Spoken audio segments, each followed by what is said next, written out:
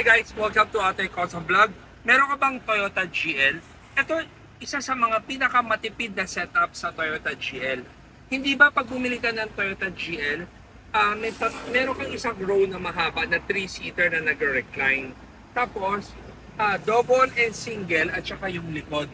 So ano ba ang ginawa namin dito? Ang ginawa namin dito, pinalitan namin ang dalawang captain seats na gawa ng, syempre, Ate Customs. Una-una, ipapakita ko muna sa inyo itong headrest na ginawa natin. Ito yung umaangat at nagtitilt at pwede mong i-adjust na angat, pwede mong i-adjust na ibaba, depende sa anong comfort ng neck na gusto mo. Itong product nito ay gawa ng Ate Customs and Uratex Foam. Alam mo, first in the world to Ayoko naman magkiklaim-claim itong ano. So sa mga natutuwa nito, i-appreciate nyo lang. Sa mga hindi natutuwa, huwag nyo na lang kami pansinin. Basta, itong headrest na to, sobrang komportable. So, upuan niya, kahawig siya ng mga design ng Alphard, di ba yung gito? Yung may parang belt dito, yung tahi niya, ganito. At the same time, basta ang ganda niya. Tapos yung upuan niya, napaka-komportable upuan. Dahil syempre, again, nasabi ko na kayo na Uratex Foam, hindi ka magkakamali dahil napakatibay niya.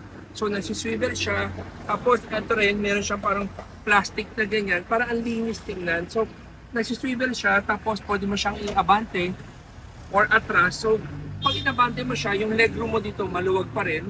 Tapos para pag nakaupo ka dito, yung legroom mo ay okay pa rin. Tapos ito yung double and single ng captain seats. Ano ba ginawa natin? Di ba ang original na headrest ng GL ay yung straight lang. Yung straight lang na stock headrest ng GL, hindi ka magiging komportable sa biyahe nyo. So, kung sakaling GL owner ka or bibili ka pa lang ng Toyota GL, ang dapat mong gawin siguro, pumunta ka muna ng kasa at upuan mo yung stock na upuan nila kung tulog ka ba again or kung komportable ka o hindi. So, we like to encourage yung mga may Toyota GL or Toyota Tourer na hindi ka man nagpa-customize ng buong interior mo, basta may atoy headrest ka lang.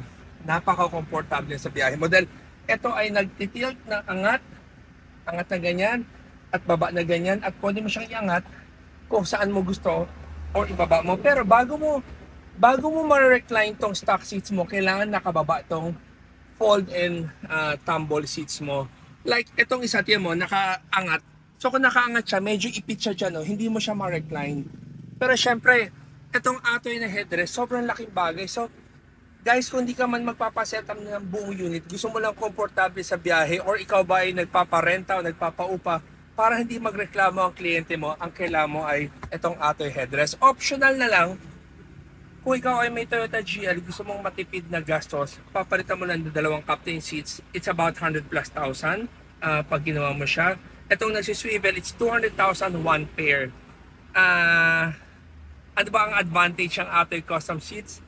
Yung foam na lang, bakasin nyo man ang foam namin, i-compare sa ibang foam, talagang napakalayo ang quality and comfort ng ang Uratex Foam. Yung lambot niya dito, hindi pareho sa lambot niya dito. Mas matigas tong portion na to kaysa dito. Nadidictate mo yan habang pinapagawa mo kay Uratex Foam yung cushion mo. So molded kasi siya. Tapos yung flooring namin, meron kaming carpet na waterproof na talagang ginawa for Toyota GL na hindi siya nabibili sa mga kasa.